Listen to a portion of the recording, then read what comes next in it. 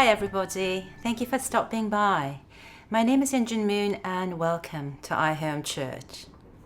I would like to start off today by thanking all of you who have made iHome Church a reality. The last couple weeks, ever since we launched iHome Church several weeks ago, has been an incredibly exciting one. And we've gotten to know so many of you through the magic of the internet. So thank you once again. And I would be remiss if I didn't take this opportunity to really thank my husband and partner, who's always behind the camera, but very much a part of everything that we're doing here. I've gotten lots of emails from some of you who said, please, ask your team to do this, or please thank your team. And all I can say is that my team is composed of 7 syllables. In Jin Moon, Ben Lorentzen. And he has just been an awesome husband and a support. So I would like to say a big thank you to my wonderful husband. But when I thought about the sermon topic this morning, I wanted to share this wonderful story that I've heard over and over in my childhood growing up in Korea. The story is called 3 Gifts, and it's a fantastic tale of how or what kind of an approach we should have towards life.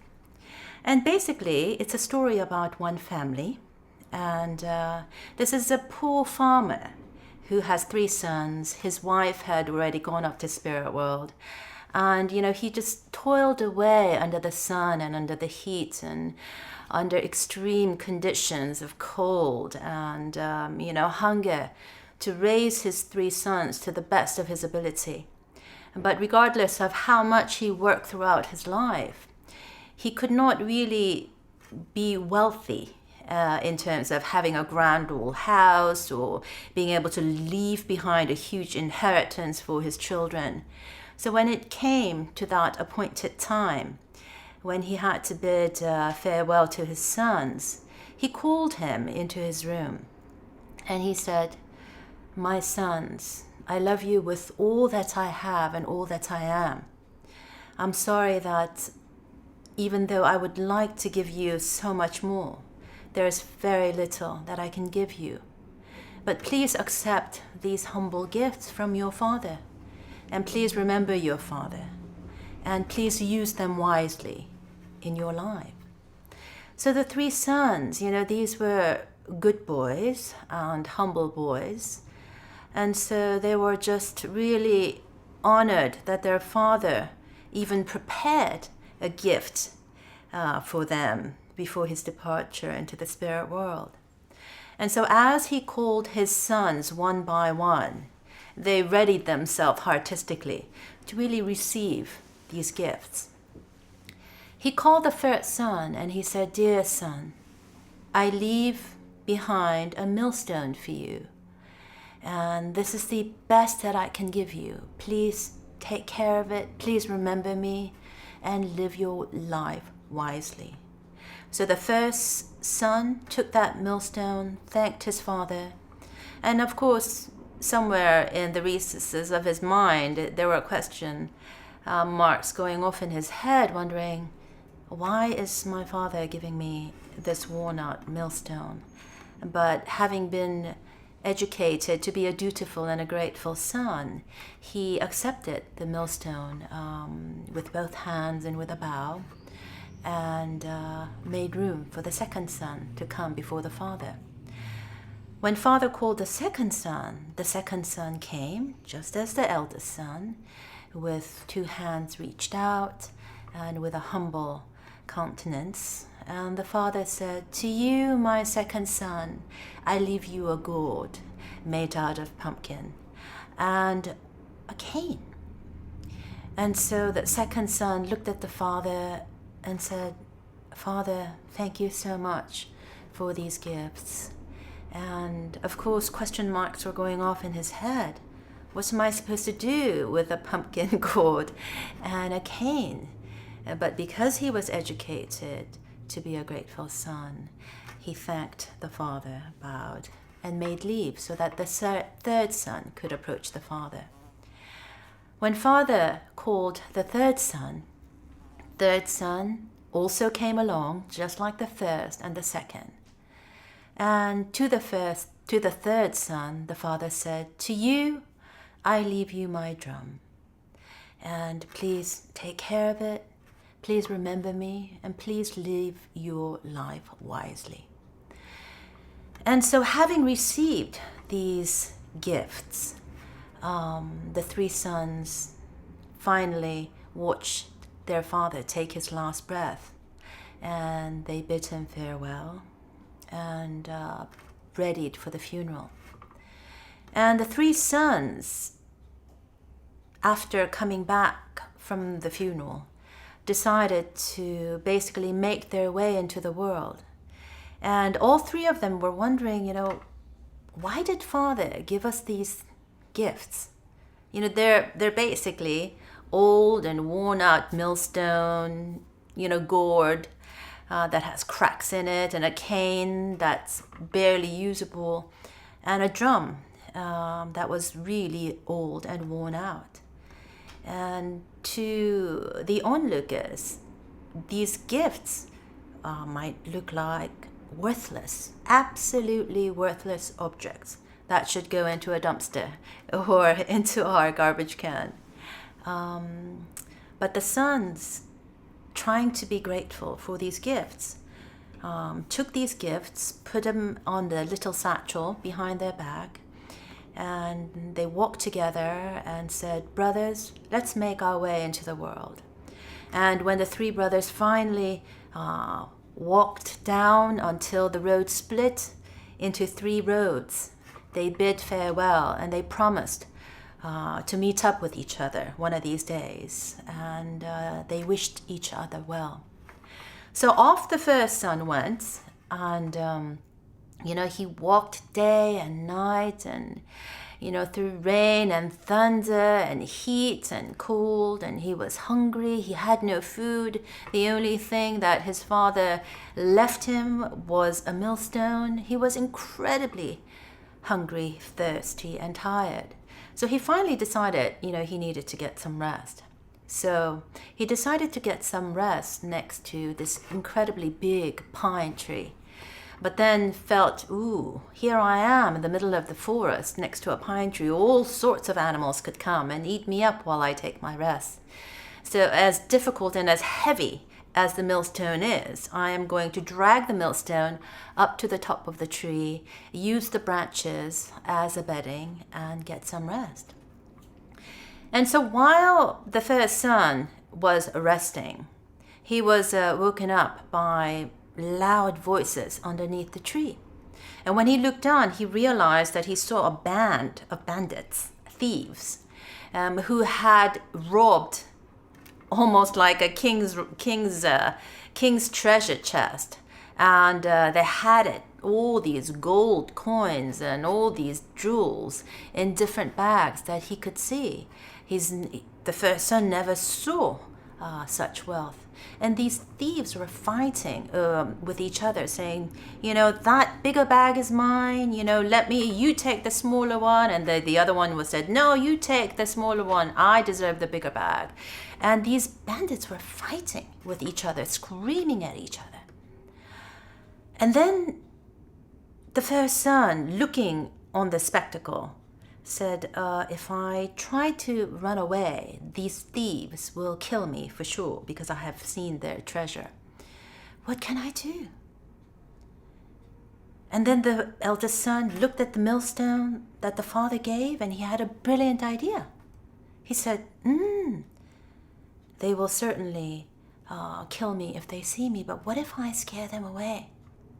What if I take this worthless object, this old and, millstone that's almost on the brink of being broken? What if I use it and churn it and create this very, very strange but an incredibly loud noise?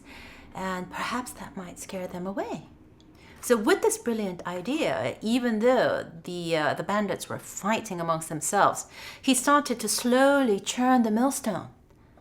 And to his surprise, the bandit started saying, "The heavens are opening up. I hear thunder. The thunder is coming. The goblins are going to be coming after us. We need to make our leave."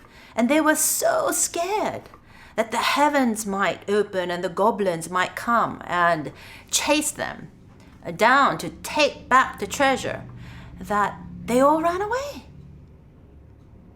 And so the first son came down from the tree, still hungry, still tired, still beaten from a long, long journey, but realizing that he had a wealth of treasure right before his eyes. So with his millstone, he gathered the treasure and went to the market, sold all the treasure, and became one of the richest men in Korea. Now the second son also traveled down the road, and he traveled for a long, long time until finally he just couldn't walk anymore. So he came upon a cemetery and decided to rest his head on the funeral altar.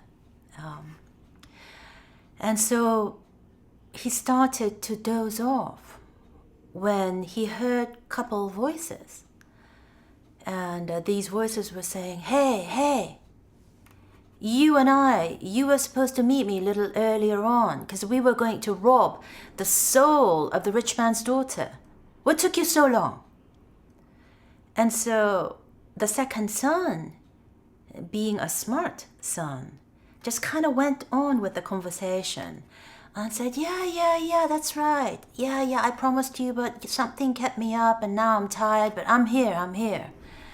And when he opened his eyes, he realized that he was not talking to two people, but he was talking to two goblins, or what we call in Korean, dokebis. And these dokebis were looking at him feverishly and saying, "There is something wrong with you. Hey, there's something wrong with you. I smell human. How can you be Mr. Skeleton?"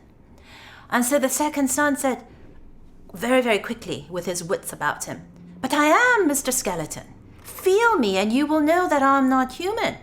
And very quickly, ingeniously, he stuck out the gourd, the pumpkin gourd. And the goblins touched the gourd and said, "Yeah, shiny and hard like the way skeleton should be." And then then the other goblin said, "Hey, Mr. Skeleton, let me feel your legs." So then the second son stuck out the cane. And the second goblin said, "Oh yeah, nice and long and thin. Not an ounce of flesh on your legs. Just the way you should be, Mr. Skeleton." And the goblin said, "Ha ha ha, let's go do our deed." So then the goblins went off. He pretended to follow, but he kind of fell behind. And then before you know it, the goblins returned and said, "We got the soul of the rich man's daughter." And so the second son said, Oh yeah? Let me hold it for you. Where do you have the soul?" And the goblin said, in our hands. So the second son very quickly, ingeniously said, "Well, I have a pouch here. Why don't you put the soul of the rich man's daughter here? I will hold it and keep it safely for you." And then the goblin said, Hey, it's getting dark. We need to go. Before they come after us. So the goblin said to Mr. Skeleton, "I will see you tomorrow. We will be back here in front of the funeral altar. Meet us here tomorrow."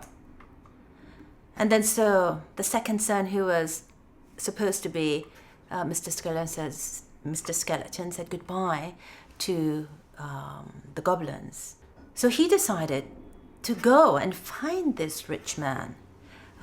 And then when he came upon the town, the whole town was wailing.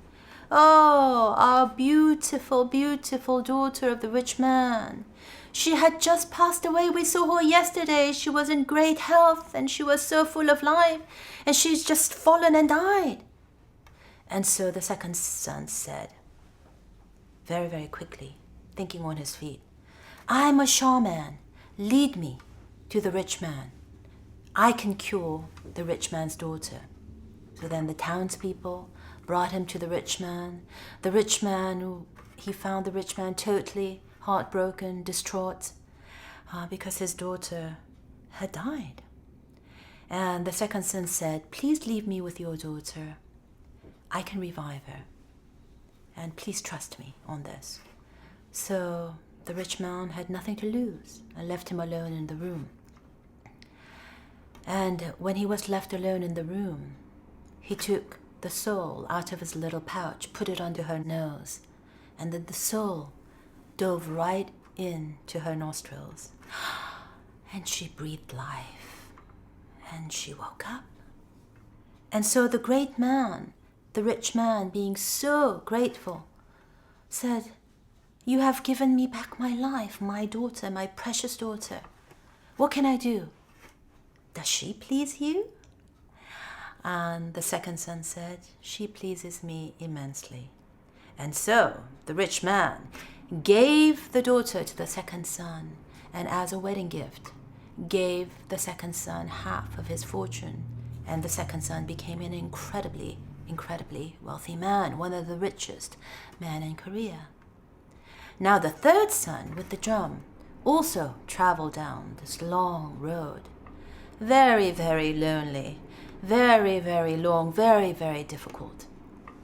But he held on to this what he initially thought was a worthless object, drum, keeping it very, very close to his vest, and in memory of his father. And he kept on walking, until one day he came upon a tiger. And the tiger said, "Oh, you look very yummy. I want to eat you." And the third son said, "I am not much to eat. I am nothing but a bag of bones. I am hungry. I am tired." But the tiger said, "You still look incredibly yummy to me. I want to eat you." Now the third son, also being a smart son, started thinking very, very quickly on his feet and remembered the drum, the worthless piece of object that his father gave him. And he said, wait, before you eat me, and you can eat me, let me play you a drum dance." And so he started playing the drums and started singing and dancing. And the tiger was so entertained, Tiger forgot that he was hungry. He was so overcome and inspired by this music, he started dancing along with the third son. And the tiger said, "Never in my wildest dreams did I think I would have such fun with my intended dinner." And he grew in bond with the third son through this dance and music and drumming, that he said, wait a minute, let's do this. Let's share our joy with everybody. So the son, together with the tiger, basically went around all of Korea, visiting all the different towns, performing for the townfolk and making everybody so happy, so incredibly happy, that one day the king heard about it and invited the third son together with the tiger to the palace. And just as the king heard, the tiger and the third son gave a grand performance and had everybody at the palace dancing and singing and screaming for joy. And the king said, "I have never been so happy, so overcome with joy my whole entire life. I want to purchase the tiger." And the third son said, No. This tiger has been in my family for a long time. The tiger and me, we have an incredible bond of family. He cannot be sold." But the king persisted, said, "I want the tiger. Name your price." And the son, thinking quickly on his feet, said, No, king, the tiger is not for sale." But the king persisted. "I will give you whatever you want. I will give you my daughter." No, it's not for sale. "I will give you my palace." No, it's not for sale. "I will give you my country." No, it's not for sale. But finally, the king convinced him to have all these riches. And he became the richest man in all of Korea. So, what is the moral of the story? The moral of the story is many times in life, we receive things that we think are absolutely garbage, that we think are absolutely worthless objects. But if we can receive it with a grateful heart, and if we can have a great attitude about life, instead of thinking, well, why does that person, have the mansion, have the yachts, have everything he wants? Why am I stuck with the garbage or with the worthless objects? Instead of complaining like that, this story is basically saying, it might be your own perception that is the problem. It's not the objects that is worthless. The problem is in how or what we see. So if we have a grateful attitude, the worthless objects actually is transformed before our eyes, through our life, into the most precious gifts that the Father could leave his sons. So likewise, so many times in life, we say to our parents or we say to God, God, why couldn't you give me more? Why are things in my life worthless? Why is my life garbage? Why does everyone have everything and I have nothing? But if we change the way we look at things, if we realize that the problem is in the way we see things, not what has been given, and we take another fresh look with a brand new attitude, an attitude of gratefulness, of gratitude, then just by our sheer way of carrying ourselves through life, we attract good fortune. So many of folk tales in Korea stress this over and over again. That even if you are born with nothing, even if you are born with the humblest of circumstances, as long as you have a great attitude and, learn to have your wits about you, be creative, learn how to think on the spot, use all those gifts that God gave you, then you can be the wealthiest person in the world. And not just wealth in terms of treasures, but wealth in terms of our own heartistic attitude, where our heart is as we make our journey through life. So there is this wonderful passage in the Bible in Matthew chapter 6:22. And it says that the eye is the lamp of the body. So if the eye is sound, and what do we mean by sound? It means if something is sound, if something is healthy, it's not broken.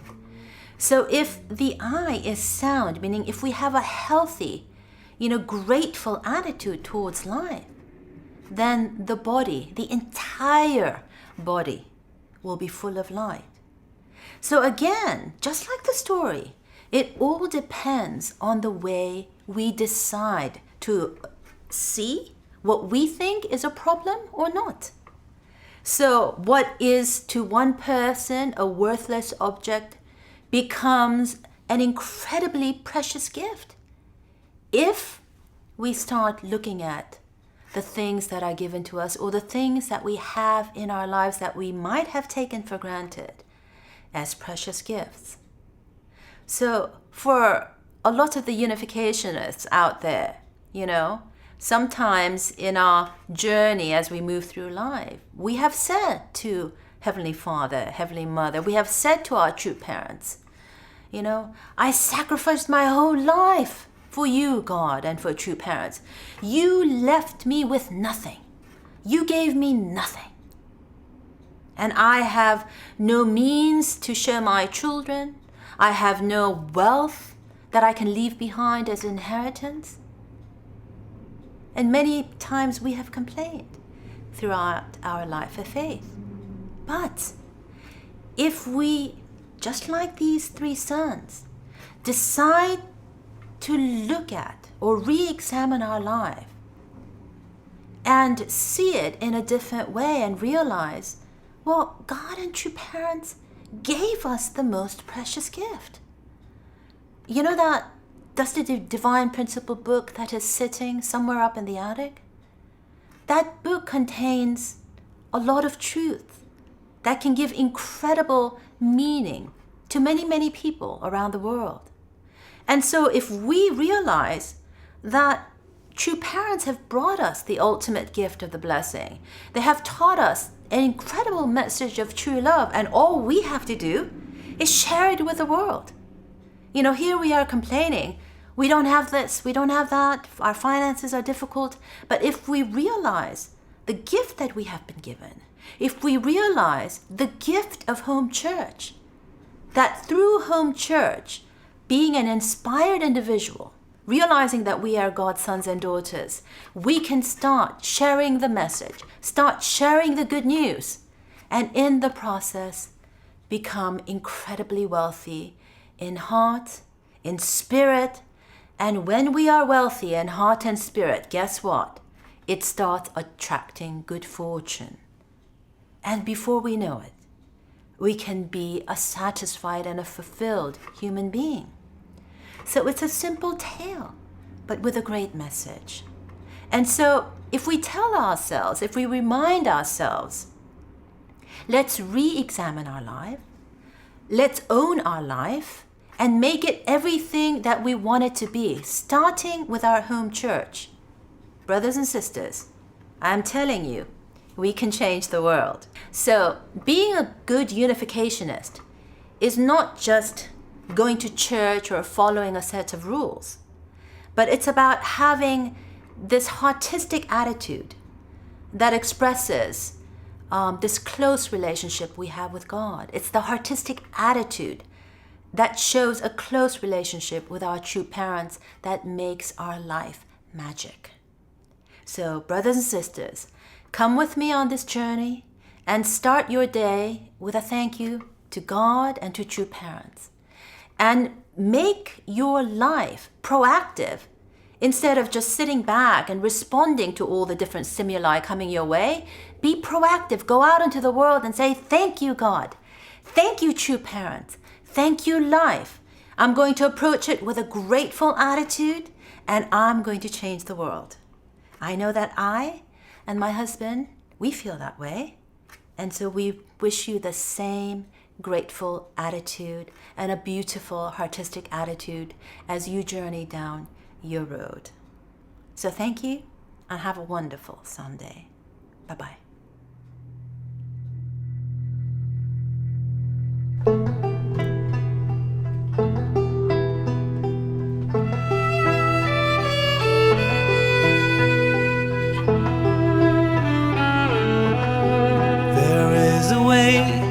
That leads to life, the few that find it never dies. Past mountain peaks, grace white with snow, the way grows brighter as it goes. There is a road inside of you, inside of me there is one too. No stumbling pilgrim in the dark, the road to Zion's in your heart. The road to Zion's in your heart. The river runs beside the road, its water living as they flow. In a liquid voice the water calls, on thirsty knees the pilgrim falls. There is a road inside of you, inside of me there is one too. No stumbling pilgrim in the dark, the road to Zion's in your heart. The road to Zion's in your heart. Sometimes the shadow, dark and cold, lays like a mist across the road. But be encouraged by the sights, where there's a shadow there's a light. There is a road inside of you, inside of me there is one too. No stumbling pilgrim in the dark, the road to Zion's in your heart, the road to Zion's in your heart.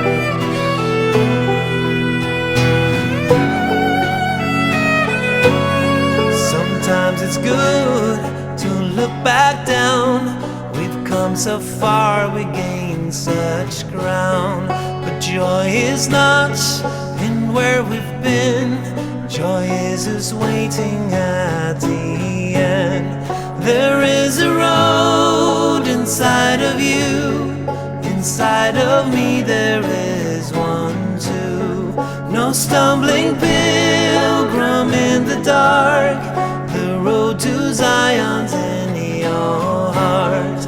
No stumbling pilgrim in the dark, the road to Zion's in your heart, the road to Zion's in your heart, the road to Zion's in your heart.